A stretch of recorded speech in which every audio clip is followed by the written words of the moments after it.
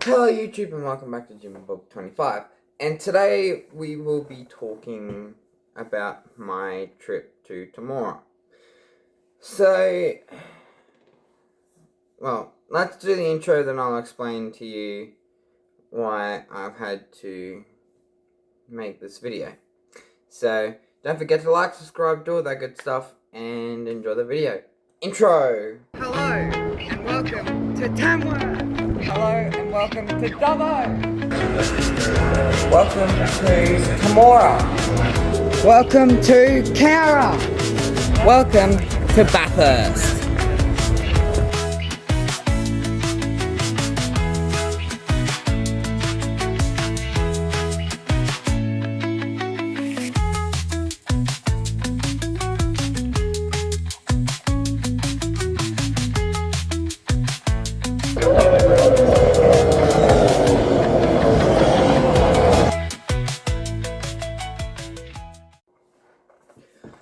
Okay, so the reason why I had to make this video is because my phone storage is out of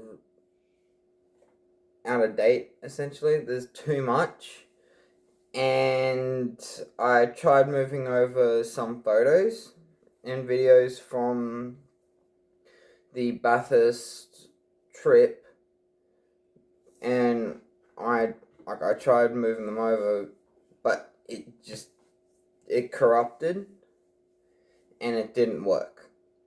So some of the photos I had to delete because they did get corrupted. I'm still finding ones that are corrupted to this day. So, and it's been like, what, 3 weeks, 4 weeks since Bathurst. So, definitely a stupid decision on my part. It's now had to make me scramble and make these videos.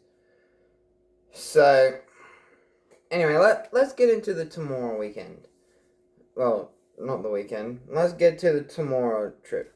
So, you can tell that I haven't got a script or anything because I don't remember what day we were in Temora. Oh yeah. So we got into Temora on the Friday, was it?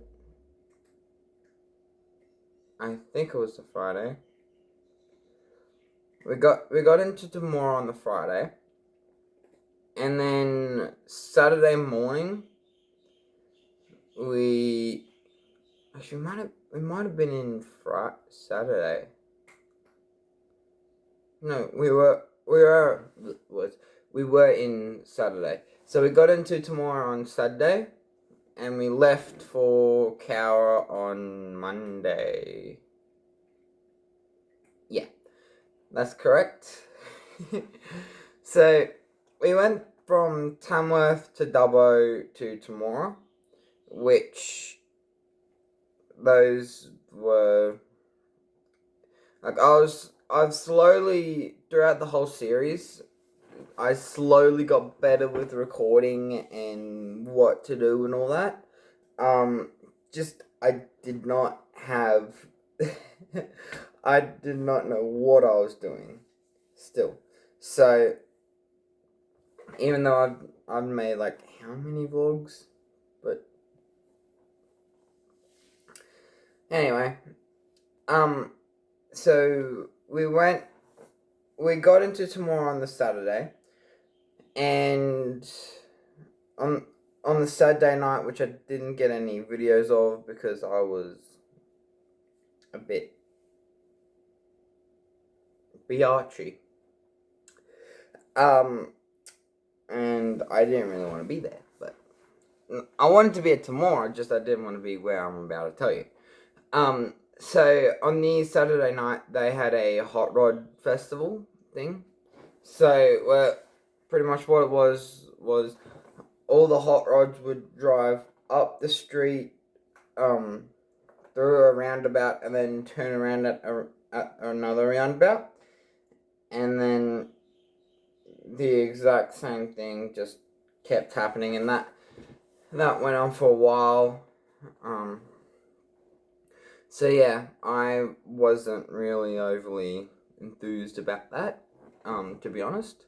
I wanted to get home and watch cricket. Turns out I couldn't even watch cricket anyway. So that's a bit sad, but oh well. And then we got back to the caravan and had dinner and all that. And then the night happened, we went to sleep, everything like that. You don't need to know what happened or anything. Nothing special happened. And then on the Saturday, we woke up bright and early in terms of daylight saving time, which is it's annoying. We especially ran into issues with that at Bathurst as well. So yeah. So we went down to. So the first order of the day was the aviation museum, which they had there. So we went down and took a look at that. Saw the Spitfires as well. Which here are some photos that I took. And I will play a video on what I took. To give some context, I was standing underneath a Canberra bomber trying to tell you guys what it was about, but I failed miserably. So yeah, enjoy the little clip. Okay, so we are here at the Temora Air Museum, and as you saw in the intro for the past few videos, we have got a Spitfire. There's actually two Spitfires, so I'll show you the one over here first, even though I just walked all the way over here. The first one is a Australian Super Submarine Spitfire. It's got the Australian paint scheme. So, and then if we walk over here, which this whole portion of the video is just gonna be me yapping about Spitfires. I love Spitfires so much. Like in War Thunder, which unfortunately isn't on the channel, I hope to get that back soon. In War Thunder, my only used aircraft was in the British tech tree, and if you knew me, it'd be the Spitfire. So, like, I grinded so hard to get to the Spitfire, which I'm underneath the... Is this the... I remember... Yeah. So, before I show you the other Spitfire, I was just standing under the wing of the Canberra jet, I believe it was. So, I'm not overly sure about this one. We've got a whole bubble here. Let me read it and then I'll get back to you. Okay, so and I'm quoting this from the board here, but the Canberra the Canberra was sorry guys, words. The Canberra was Britain's first jet bomber, a versatile aircraft. It was built in... Okay, that makes no sense. The Canberra bomber was in service in the RAAF from 1951 to 1982. The total of Canberras was 1,373. I cannot word. Canberras were produced, including 48 in Australia under the license to the Commonwealth Aircraft Corporation. Blech.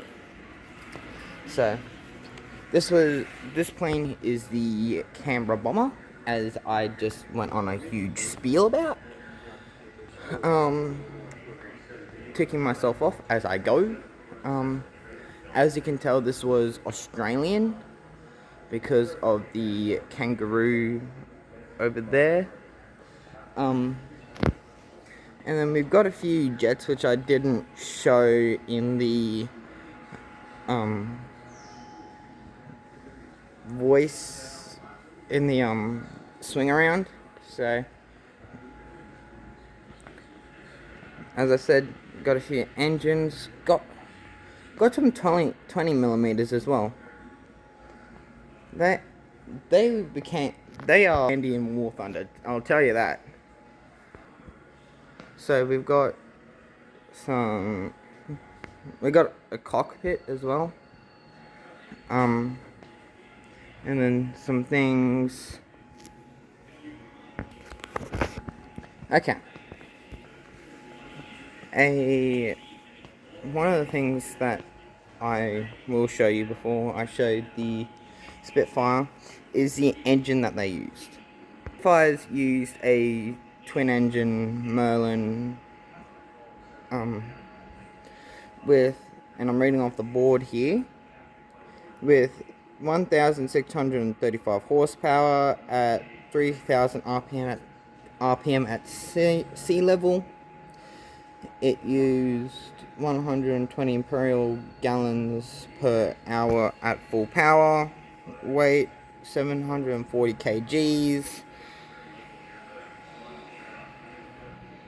So, yeah, but you guys don't want me to be yapping about all these other planes. I'm sure if you know me, you would. But the reason why I've saved this aircraft to last is because the other one, though it is also a Spitfire, is not the variant paint scheme that I like. I like the paint scheme. It just looks so good. Like when I saw it, I was like, I've got to take a look at this. I would have used the intro, but if I just come around to the side here, roll rates approximately per second. That's why. At full power. Let's get back to voiceover mode. Okay. So after Temora, we went in. The first few pictures that was there, we went to. They had two hangars. They had one for the planes, which I spent most of my time, and then we had one for for all the engineering and all that. I was mainly focused on the Spitfire. Like I honestly thought it was only just one hangar. I'm sure the person that was there looking after it told me, but they had a Lockheed Martin Hudson in the maintenance hangar. I'll call it that, maintenance hangar. And then all the other planes were in the main hangar. So after that, I believe we went to. That's when we.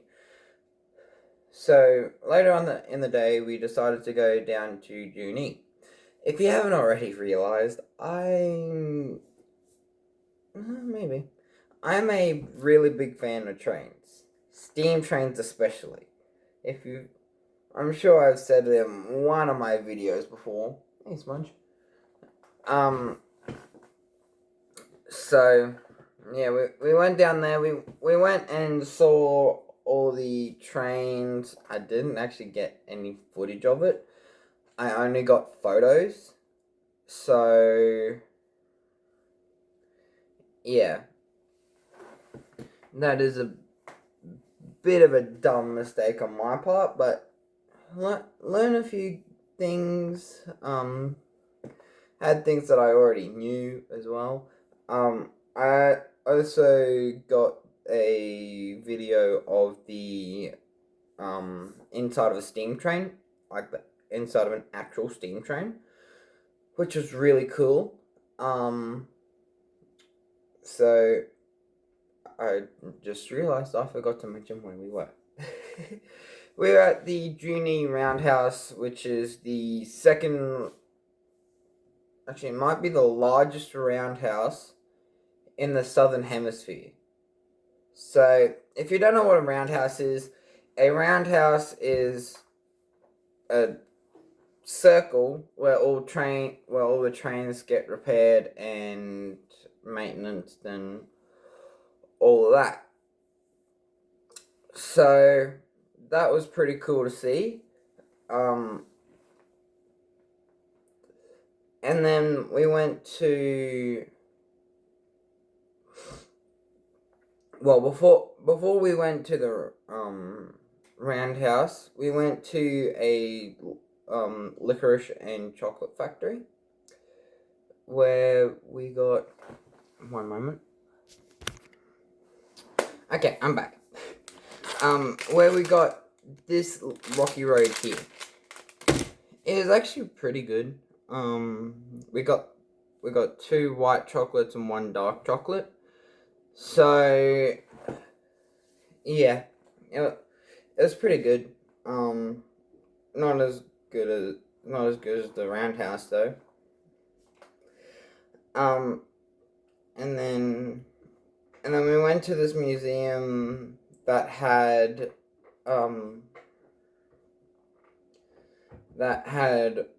all these like olden time things.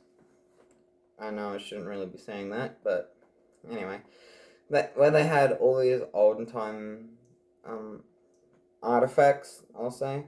So they had one room for, what was it for? I don't fully remember, if I'm being honest. I had music in my ear, so I'm not saying that's a big part of why I don't remember. It's just I don't remember, and I could not tell you what was in that museum to save my life. But on the outside, I remember some of the things. So they had like a little shack where they got the wood, like where they make wood and all that. But instead of actually people making wood, that is gonna sound really sus in a dirty mind. Anyway, so it wasn't like where you make wooden toys and all of that. That's better. It was full of artifacts with what they use for woodwork and all of that. It was actually really cool. And then they had 3 sheds. So the little shed was the woodworking shed, and then up the back they had a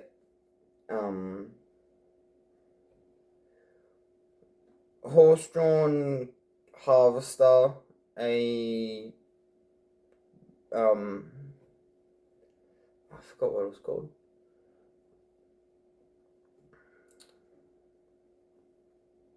Yeah, editor, show photo right there. Just note that was one that I got off the internet. I didn't actually get it. So that is one off the internet.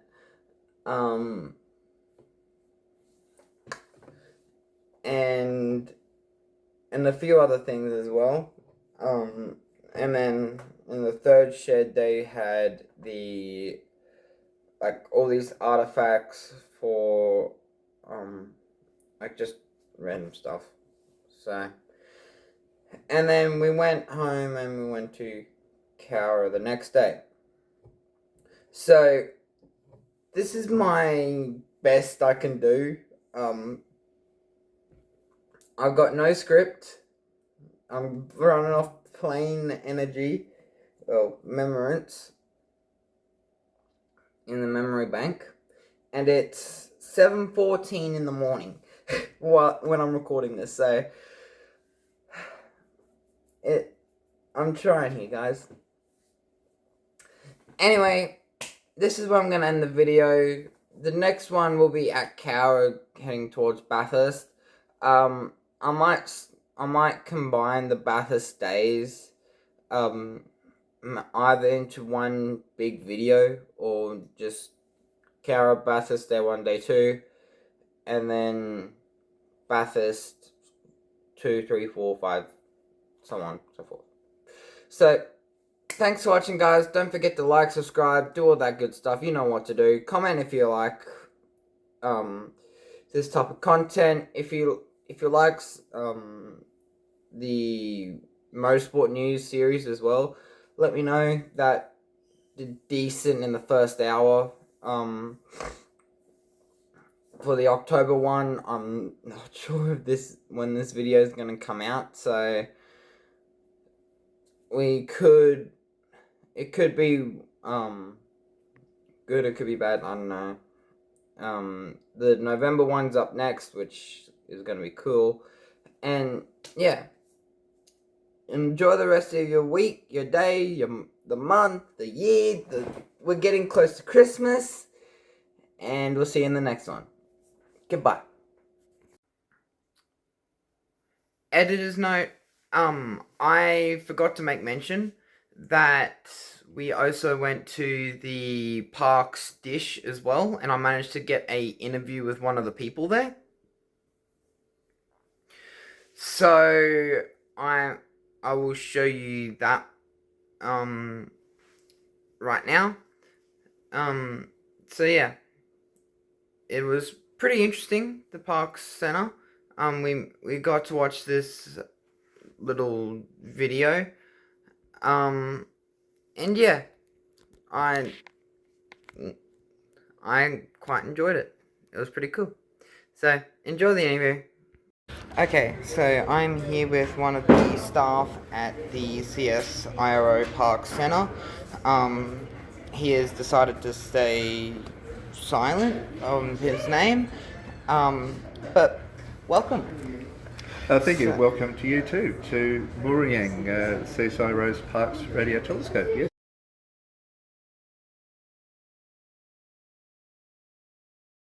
I work at the Visitor Centre here at the Radio Telescope. To CSIRO, many people don't actually realise that CSIRO is an acronym for the Commonwealth Scientific and Industrial Research Organisation.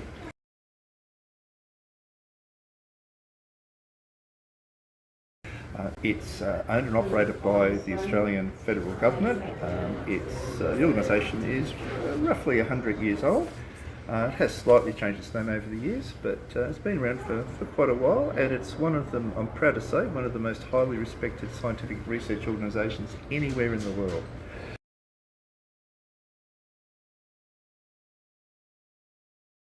In terms of what the radio telescope at Parkes does, is we tend to associate stars as mainly giving off heat and light, and that is true.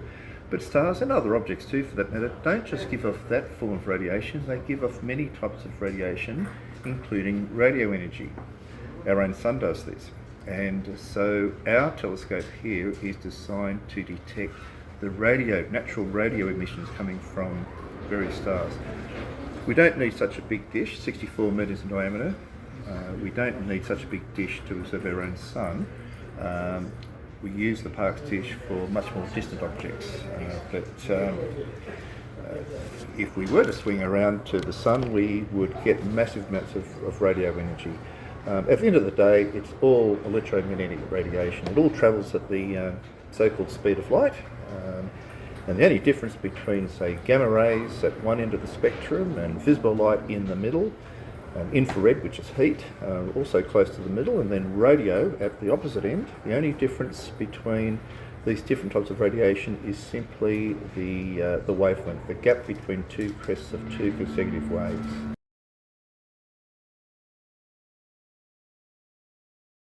So that gives you a little bit of an idea, hopefully, without any visuals, a little bit of an idea of what we do here at the Parkes Radio Telescope. Yeah, I've got some photos that I would put in.